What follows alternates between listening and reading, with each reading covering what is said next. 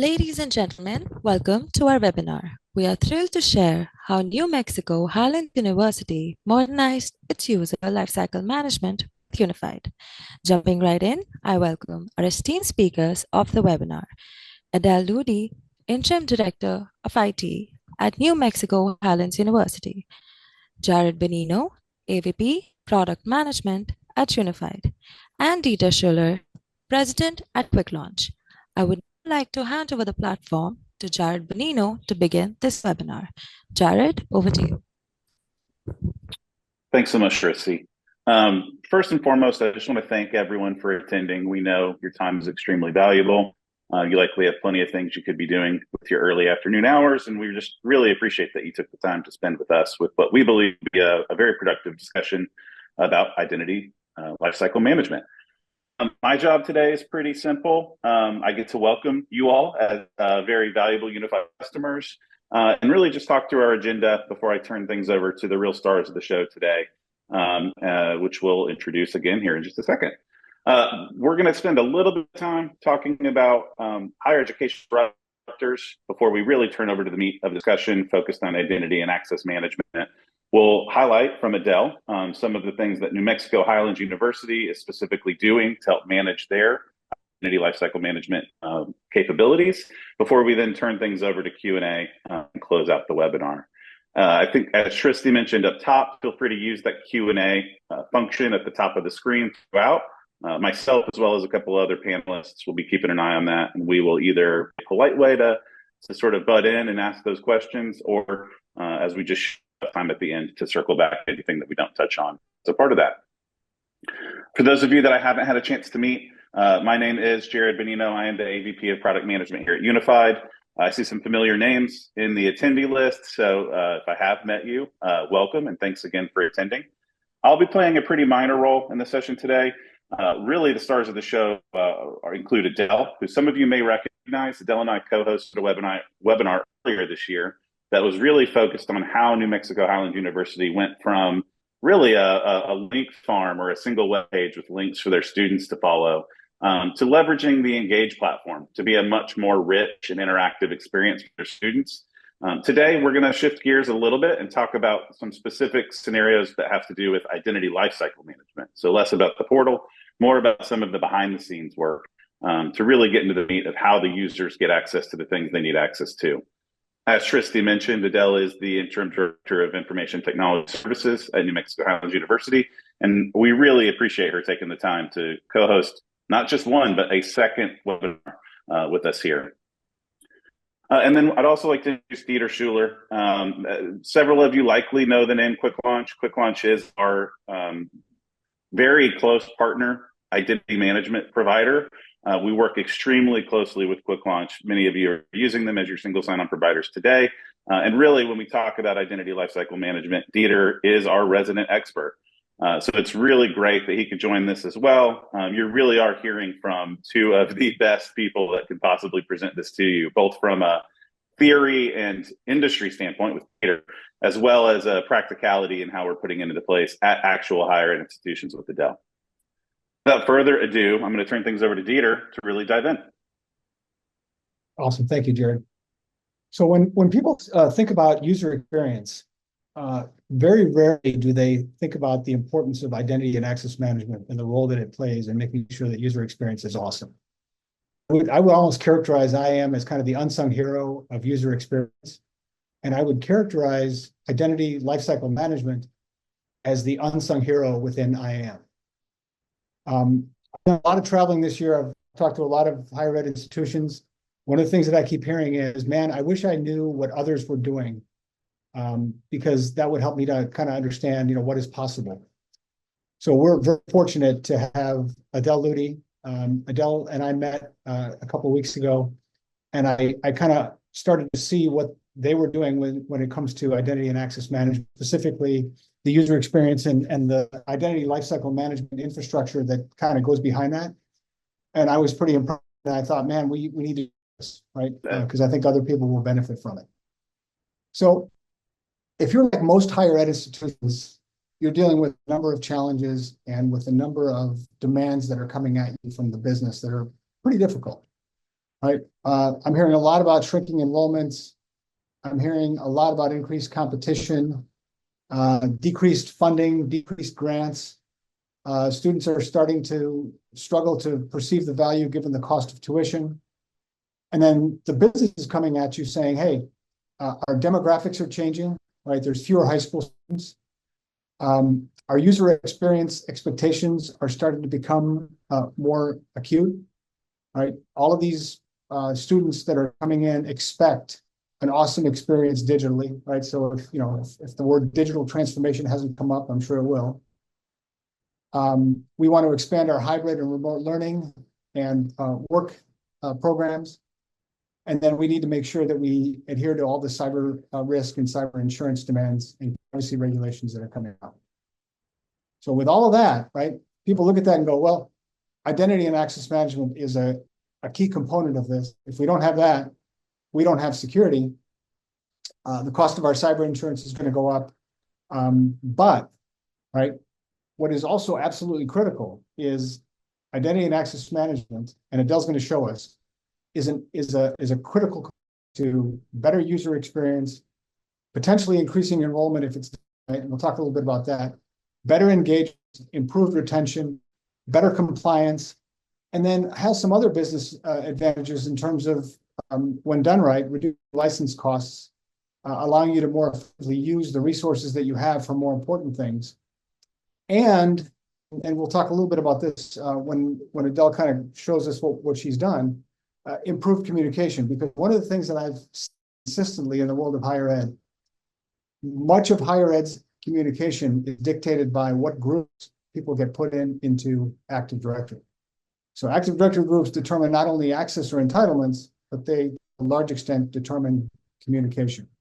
If somebody's in the wrong group and something sensitive gets out to that group, they're doing stuff that they shouldn't. If somebody's not in the right group and communication is sent, they're missing out on that communication and it becomes a real problem. So we'll talk about not only security, right, which is a core key driver here, but also some of the other components that I just talked about.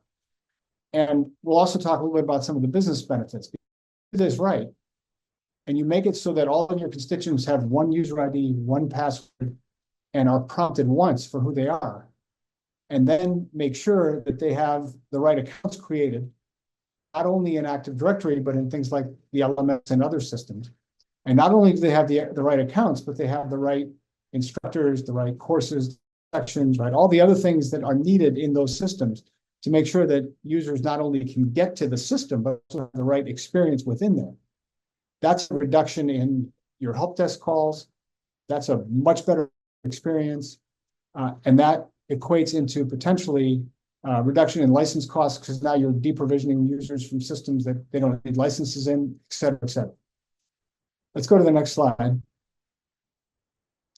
So as I mentioned, most people, when they think of identity and access management, they kind of think about, all the awesomeness in terms of security and user experience, which are things like SSO and MFA and going passwordless, right?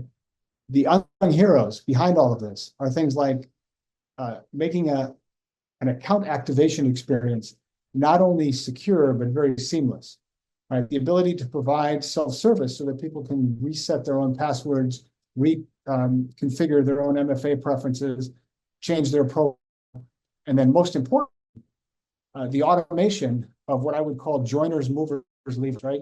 Making sure that when somebody comes in, they immediately have access to the right resources, and a fundamental way to ensure that is to make sure that they're in the right groups or OUs in Active Directory, and as importantly, that they have the right accounts in all the other systems. Then they quote unquote move, right? They were a student and a faculty member. Now they're no longer a student, but they're still a faculty member, right? We have to add some things or take some things away based on that. And then certainly when they leave, we want to make sure not only from a compliance perspective, but from a licensing perspective and from a management perspective that we take people out of or inactivate accounts in the right places. So with that, I'm going to turn it over to Adele. Adele's going to do two awesome things, right? She's going to talk a little bit about where they were, where they wanted to be and how they got there. And then she's going to show us some of the things that they've done that provide for better security, better user experience, and more automation.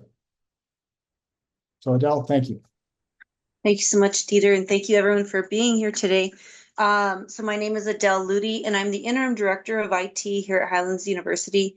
I've been here since 2003 when I started as a student employee, and I've had several roles since then, including the Technology Support Services Manager when I oversaw our help desk, our switchboard, and a couple of labs. I'm very proud to say that I oversee a talented, dedicated group of IT professionals, and we've really accomplished great things.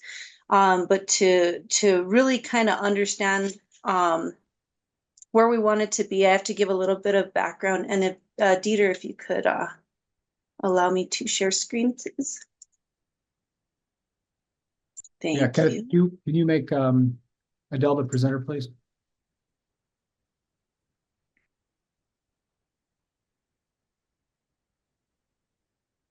One moment. There's a button that just says share. Yeah, I got it. It's just Okay. I have a lot of windows open. My apologies. So I'm going to talk to you a little bit about our portal and automated provisioning implementation. And so we identified the, let's see if I can display these properly. Can you see the slides okay? Yes. Okay. We identified the need for a modernized approach for account support. We needed improved user navigation of our technology environment. And this was based on our call logs to the help desk, to the switchboard, our work order reports. And we also we collaborated with others around the university, including our student relations office. So things that we were seeing were a large amount of password resets at the help desk.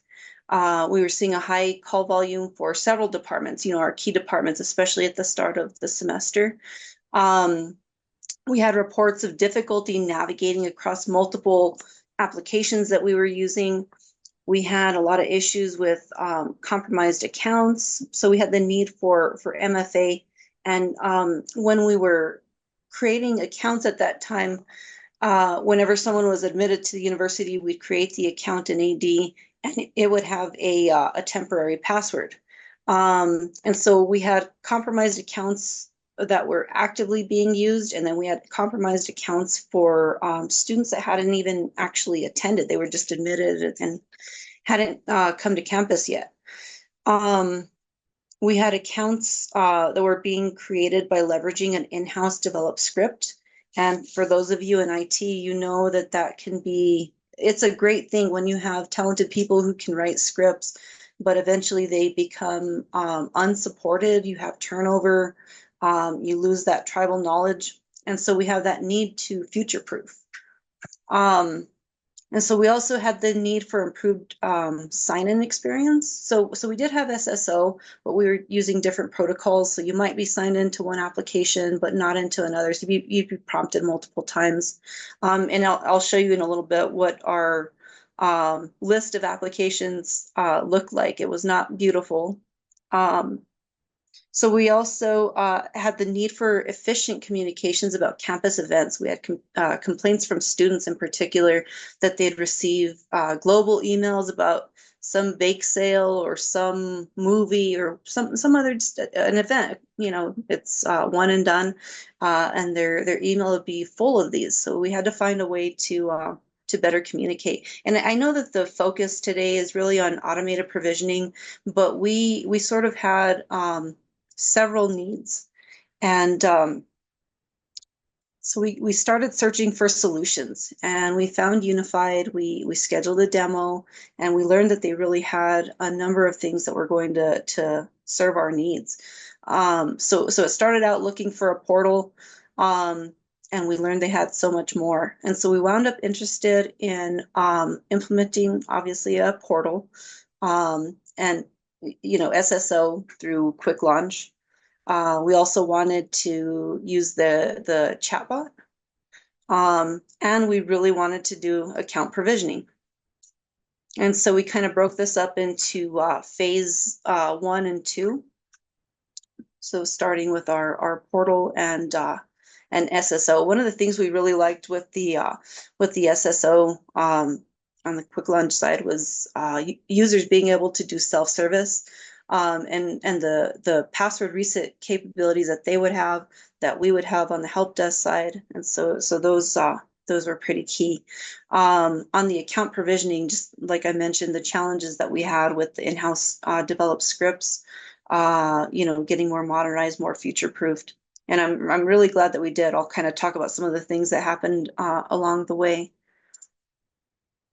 So our project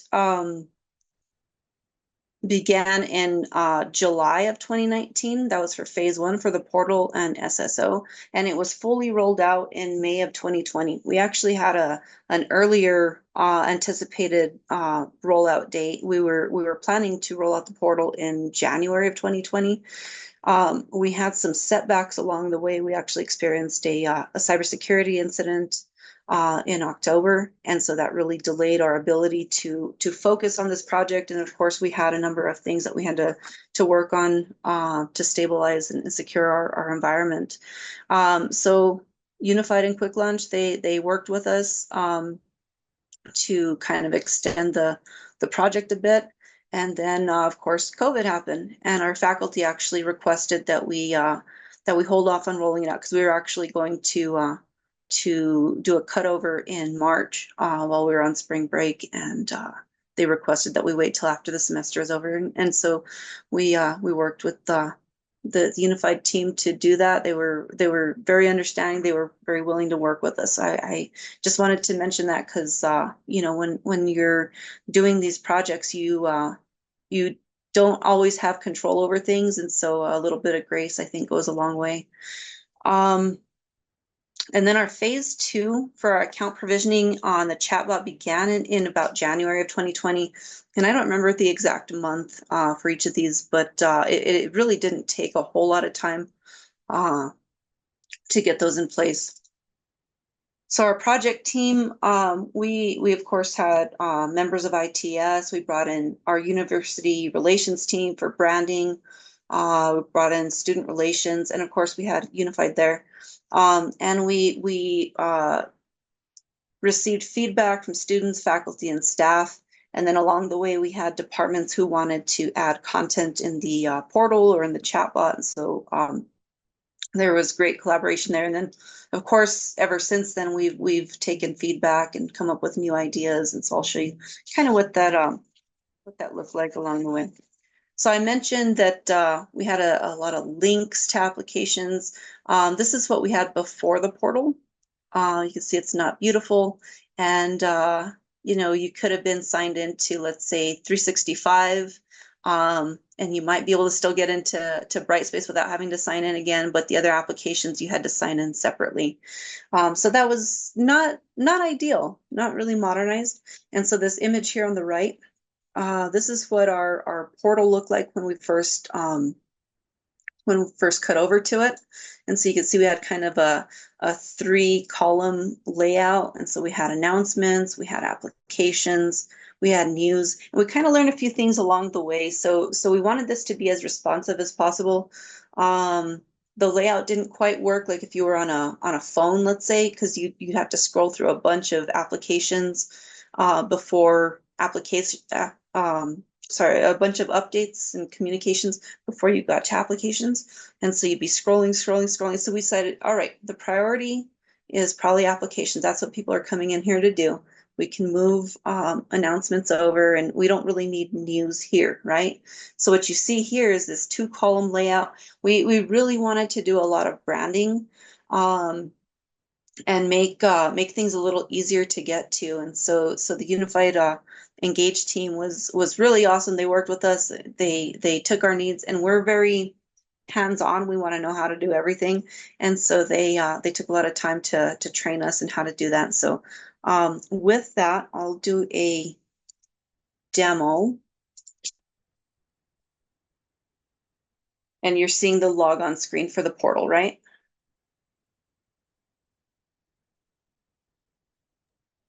Yes. Thank you, Dieter. Okay, so here you've got our logon screen. It's got our branding.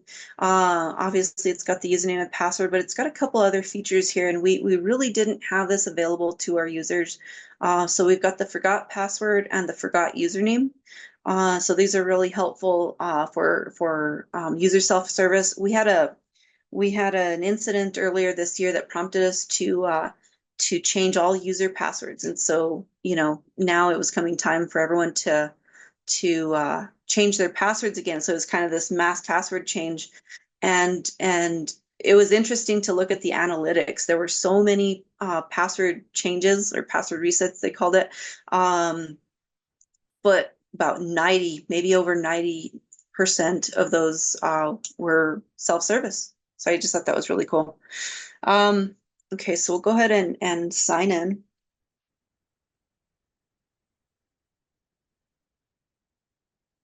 If I can remember my password.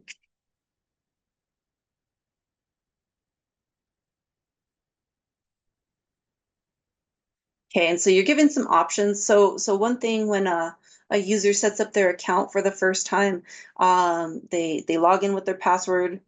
And this was before we were doing the automated provision. So I'll talk about the automated provision because it's a tiny bit different. But you'd log in with the password, you'd set up your MFA, and so you have security questions. You have email, you have text. So I'm going to go ahead and use a text message.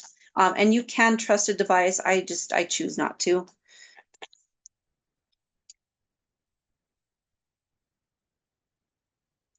There's actually some improvements to security that we want to make, but I'll get to those in a moment. And so the message comes in pretty quickly. Usually I use the security question and answers, but I wanted to kind of demo this. So if a user marks their device as trusted, they won't be prompted for MFA unless something suspicious, let's say, comes up. But this is what the portal looks like.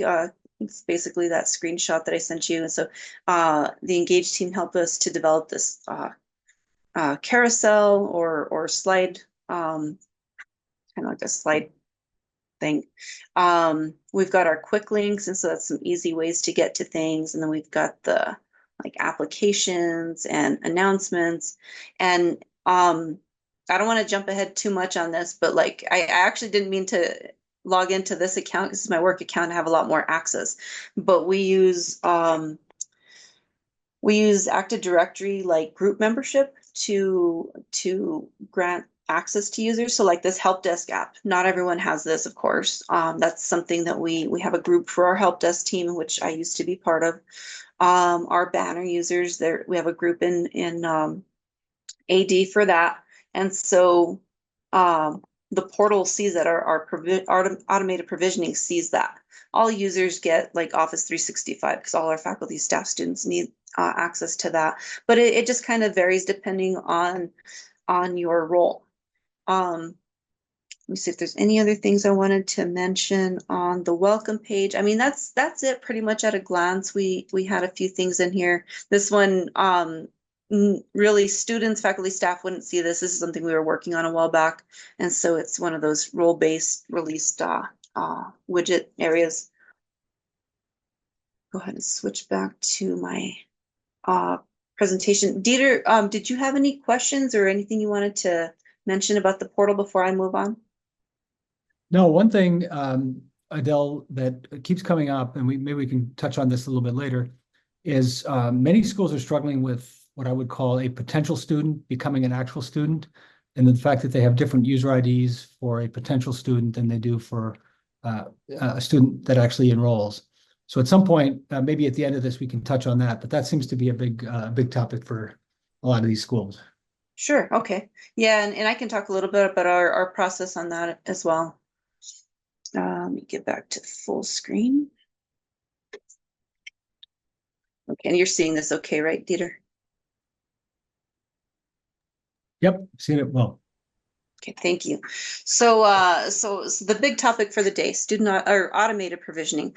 For our phase 2, we decided to focus on student automated provisioning in particular. And so our process I didn't really talk much about the process before, but they submitted an application. We did a lot of modernization over the last few years. We were actually using paper paper applications for a long time, and so that would require manual entry into our student information system. And so we actually wound up implementing Slate. And so now our process for automated provisioning is they submit their application. There's a decision to admit them. That's done in Slate as well. And so students, when they access Slate, they have their own, I forget the terminology, if it's a username or like an ID, user ID, but they have like a PIN. And so it's completely separate from AD. And so that's how they view their decision, all of that. And so once the decision made, that actually triggers the profile to be created in our student information system.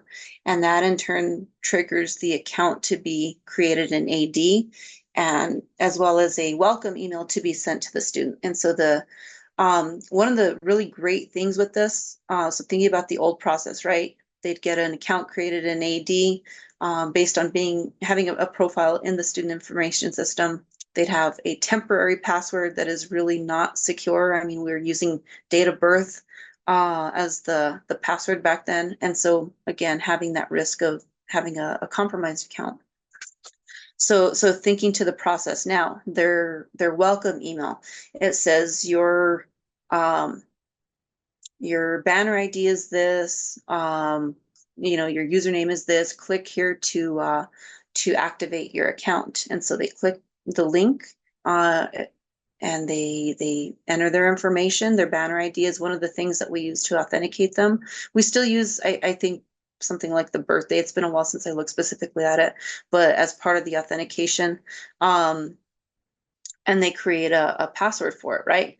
And so our IT department is not really involved in it, in this process, where we get fewer calls about, hey, I need to set up my account, because they receive the email to their personal email account that they used when they applied with the university. Currently, deprovisioning is still a manual process. We have some things, some administrative policies that say students will keep access to their account. And so there's some work that we're doing there to have a better, probably more secure policy. And then we want to develop the technology around that so that user accounts get automatically deprovisioned based on that policy. So employee account management is a little different. So I mentioned that, the accounts were being created by the in-house developed script. So there's been a lot more manual process with this. And this is kind of still the case, right? But they're manually triggered by staff in the IT department who receive a username application from a new hire. And then our staff go and confirm that hire with HR. So we're not just creating accounts just because somebody submitted an application. So the script we were using, it worked just fine. I mean, it created, most things pretty quickly, and our ERP system, our student information system, has information that was kind of feeding things like, let's say what global, address lists people should be added to, that kind of thing. And so that still works, and that still works with what we do have in automated provisioning. But we had a change to our ERP system back in late 2022. So we moved it to the cloud. And so for security reasons, we were no longer able to use that in-house developed script to create the employee accounts. So we had to do a manual process. We did that for a good while. There were a number of other things kind of in play that complicate projects like that. We had a change to our, we moved away from our ERP system to a separate HRIS system. My apologies for those that are not in IT. I'll try to explain that a little bit. So the ERP system that manages kind of all your business functions. Well, we moved away from that system for HR and payroll. And So when you're doing automated provisioning, you need to have that trigger. You need to think about what you're going to use as your trigger to create the accounts. And since we can no longer use our ERP system because it wasn't quite the same, right? We needed to wait for the HR and payroll system to be sort of stabilized and they work through onboarding process, and that's not quite there yet. So we currently leverage a couple scripts, one that works out of our ERP system. So what happens with our payroll system is employees get onboarded there, and then we have kind of a data transfer into our ERP system because that's still our source of truth, our system of truth. And then based on an employee's role, for example, I'll tell you kind of some of the things we do for provisioning. A faculty member, they are going to be added to our faculty global list. A staff member, they're going to be added to like the all employee list. Our students will be added to the current students list. And so all this kind of comes together, and then students have their own script for automated provisioning to get their account created and get them into their groups and their applications that they should have access to. And then the script that we have now for employees does the same thing. We just haven't developed the trigger. So I hope that made sense. If anyone has any questions or needs clarification, I'm happy to provide that. I know that was a lot of technical jargon. Some of the provisioning is still manual, like for our help desk group, getting the help desk app to them. We just add people to the that group membership. Let's see what else we got. So just to kind of recap, overall, and so we look at this as one single project. It's not just a portal. It's not just automated provisioning. It's not just SSO. I mean, we look at this as kind of one project, one product, and it all works together pretty seamlessly.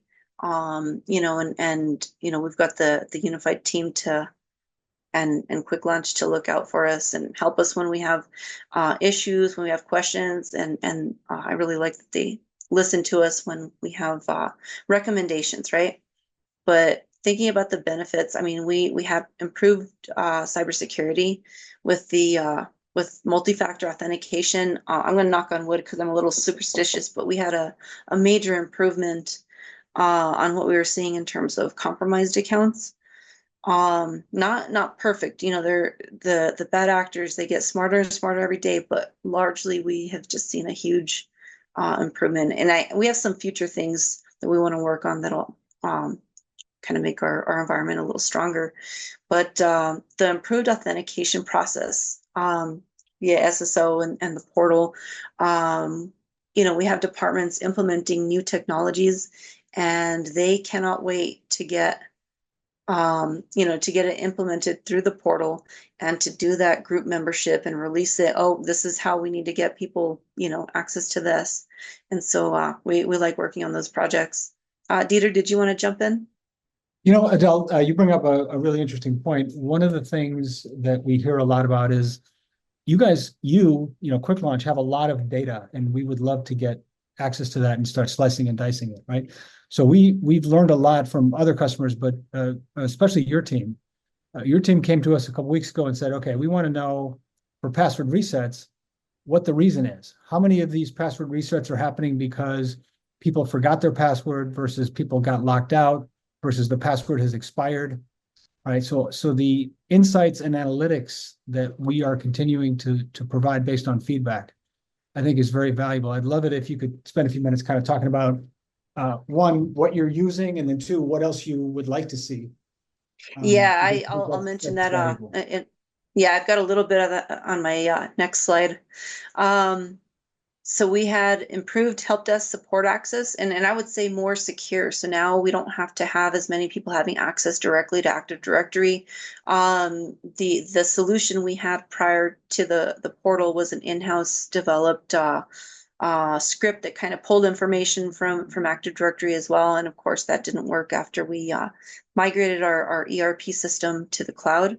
And so just being able to get access to our help desk team that's appropriate and kind of right size, that was great.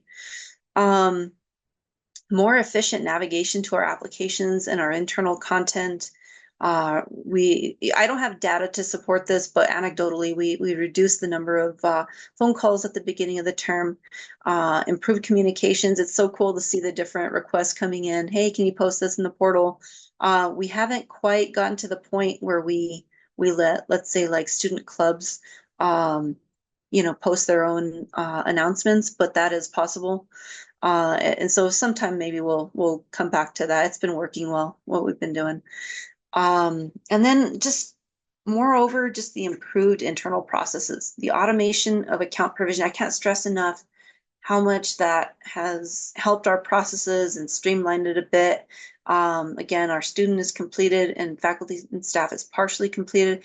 I cannot wait until we get to the deprovisioning piece, because that's one of those pieces that's very manual for us. It's time consuming, and it always, it poses an issue for those of you in IT. I'm sure you're concerned about that as I am. And so I know that the Unified team and Quick Launch will be there for us when we're ready to get that deprovisioning in place. So, and this isn't paid. I'm really enthusiastic about this. We put a lot into this project. I think you saw it, like our branding and everything. We really took this like full on and made it our own. But thinking about future improvements, I mentioned we want to move away from security questions and answers for MFA, because of course with social engineering that becomes an issue. We want to implement password authentication. So that's on our roadmap to start working on before the end of the year. But that would be using authenticators, or there's different things that we're exploring on it. And so again, that would be through Quick Launch. So this is not so much related to, it's kind of related to Quick Launch, but we want to integrate our cloud AD environment with Quick Launch. And so we have our Active Directory on-prem, and of course, when you have incidents, that impacts your ability to sign in. And we do have a cloud AD environment. We just haven't connected it to our portal, and 95+% of our applications are in the portal. So if our AD is down, we're down. But if we have an incident, we have this in place. Well, that's really going to boost our cyber resiliency. We plan to develop a limited access portal welcome page for alumni. And so alumni don't need to see a good chunk of what's on our current welcome page. And so we're going to continue working on the provisioning for alumni, and also what they see on that welcome page. Fully automating provisioning for faculty and staff, that's going to be a huge piece. And it's just one of those things where something out of our control is sort of delaying that. And so we have it as pieced together as we can for right now. And, we find little things that we want to tweak. So like, what's an example? Preferred name. I mean, before we were pulling preferred names solely from our ERP system, but now that we have a different HR and payroll system, well, that had to be adjusted a little bit. And then, of course, automated deprovisioning, and that would be for all users. And, just like you have for provisioning, you have to have a trigger. Well, you have to have a trigger for deprovisioning. So that'll be a good project. And then Dieter mentioned analytics. And so there's a few analytics that we use quite a bit. I think the big one I can think of is the password reset. How many users have reset their own password? How many have help desk done? And if I see the numbers a little high on the help desk team, I kind of talk to them and, tell them, hey, remember that you can guide people through resetting their own password. Now, it doesn't always make sense to do it that way. But we want this to be as self-service as it can be. We want to empower our users, and we want them to be familiar with the environment and be able to do things on their own. You never know when you need a password reset at 2 in the morning, and well, our help desk isn't open at that time. But there were a few things we wanted to see in terms of improved analytics. I personally would like to see more on failed login attempts, and if we can see where those are coming from. And Dieter, forgive me if I missed this in there, if it's already available to us, like if we can see where a failed login attempt is occurring. That one is available, and we'll show you how to do this.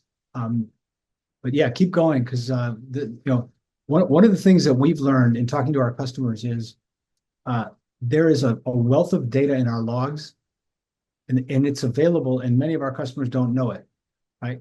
And in some cases we hadn't thought about, wow, that's an important question. We just need to make that, we just need to expose that.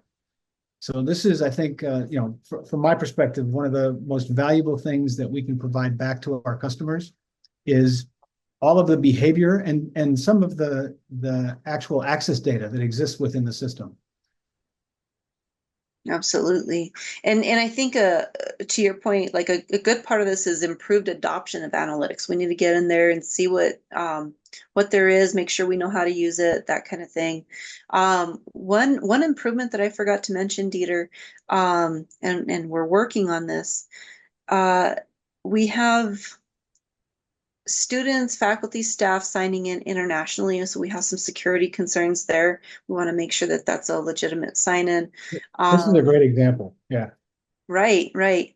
And so we want to understand what's possible with the technology, and preferably, like I would really like for users to let us know if they're going to be traveling internationally, and we can put them in a group, or if we can automate that, Dieter, that'd be really cool. If they submit a form or something and say, I'm going to be traveling internationally, they automatically get dropped into that group, and okay, they sign in, in, I don't know, Japan or something.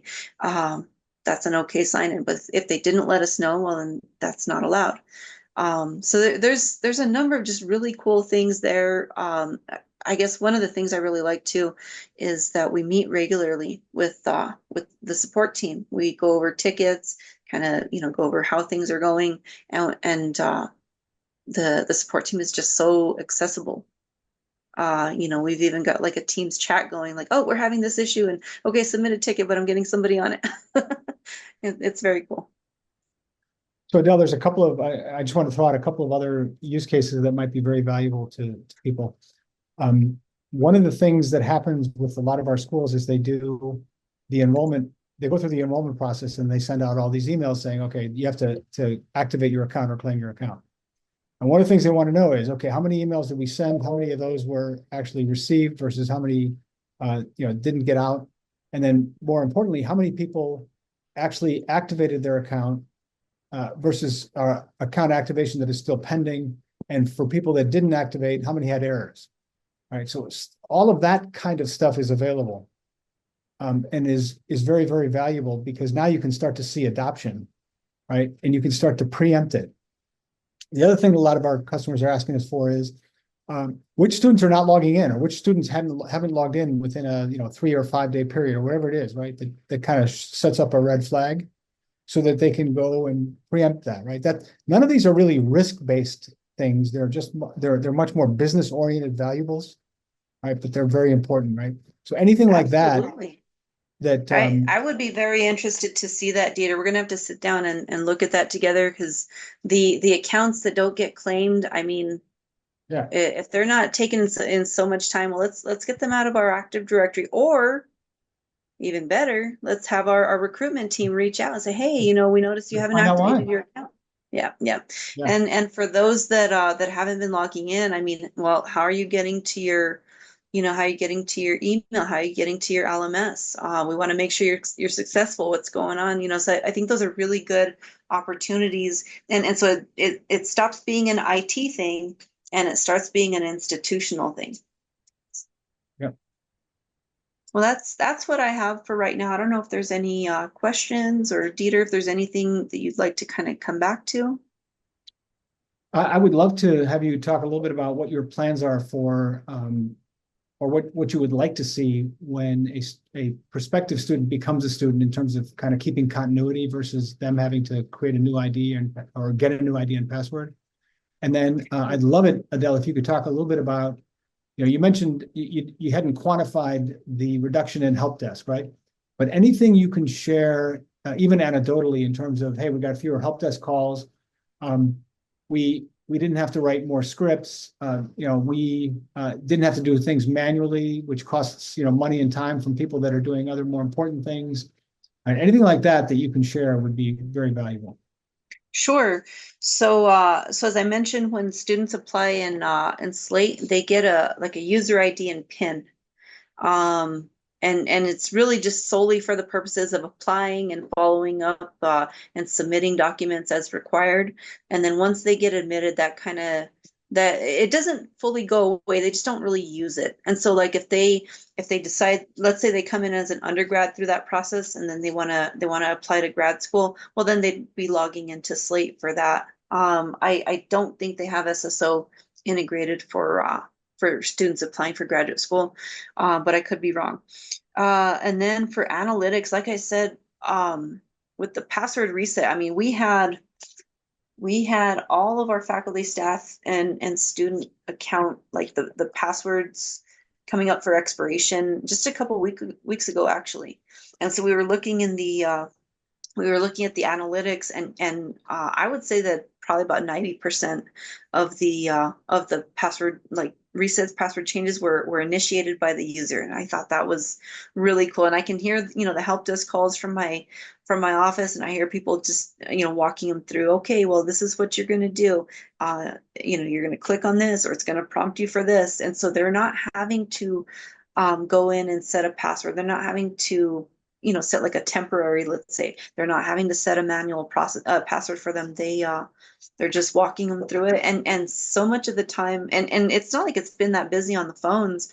The user can just do it themselves. They get prompted in the portal, your password is expired, please change it. And so those are really great features that we didn't have before this. And so I'm always curious what other schools are doing, and what kind of solutions in place. I enjoy this kind of conversation. Let's open it up to the rest of the attendees. If anyone has any questions or any clarifications that you'd like to get from Adele now, please feel free to throw that in the chat, and we'll go through it. And if not, we'll certainly, we would love to get your feedback, and we will follow up on any questions that you have later. Let me see if there's anything out there right now. So, Adele, can you come back to there's a question about communications. Can you talk a little bit more about how you guys run your communications off of groups and how important that is? For the most part right now, portal communications, users opt into those. And so if they're interested in events, if they're interested in, let's say, like, hiring opportunities. So yeah, it's basically opt-in right now, but there is capability within the portal to go ahead and release communications by group. We didn't adopt that. Guys, apologies, I had an internet issue. There's one more question. Do you have a dedicated team for Engage? From our support team, no. So we're a small team. We're about 15, 16 staff members. And we have a fairly, not a large size help desk, but it sort of depends on the on what the thing is that we're working on. So if it's updating content or look and feel, that kind of thing, that's our help desk. Actually, I don't think our enterprise apps team really works on Engage much. But yeah, we have people with they wear a lot of hats. And so there's times when I consider, do we need more people? But honestly, once we got, the portal up and running, it didn't need a whole lot of maintenance. I hope that answers the question. Oh, I was just going to ask, is that same group of people, Adele, that wear those multiple hats and maybe sit within help desk function? Do they also own your identity lifecycle management strategy and function, or is that a separate group? Well, that's a separate group. So for Gotcha. automated provisioning, that would be our enterprise apps team. Now, our help desk team does help a lot with for example, the employee account provisioning, right? They're helping with that manual process of receiving the username applications, getting the confirmations from HR that person is hired, and then creating the ticket. So all of that would be sort of unnecessary once we get the trigger to automatically create the account. When we had the in-house script, they would receive the applications, confirm with HR, and then click a button. Well, enter like the ID number, right, and some other information. Click a button, and the account would be created. And that was just, like I said, through that script. The only time the help desk really has to get involved with student automated provisioning is if, let's say, someone didn't if they didn't receive their welcome email, or it's been like a few months or something, and so help desk will go into IAM and actually resend the email to them.